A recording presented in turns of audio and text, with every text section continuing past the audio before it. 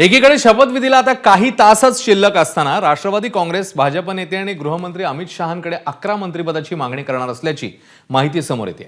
राष्ट्रवादीला राज्य सरकारमध्ये 7 कॅबिनेट आणि 2 राज्यमंत्रीपदं हवी आहेत अशी सूत्रांची माहिती आहे। याशिवाय प्रफुल्ल पटेल यांच्याकरता केंद्र सरकारमध्ये 1 कॅबिनेट पद तसंच पक्षातल्या वरिष्ठ नेत्यासाठी राज्यपाल पदाची मागणी राष्ट्रवादीने केल्याची विश्वसनीय सूत्रांची माहिती समोर येते।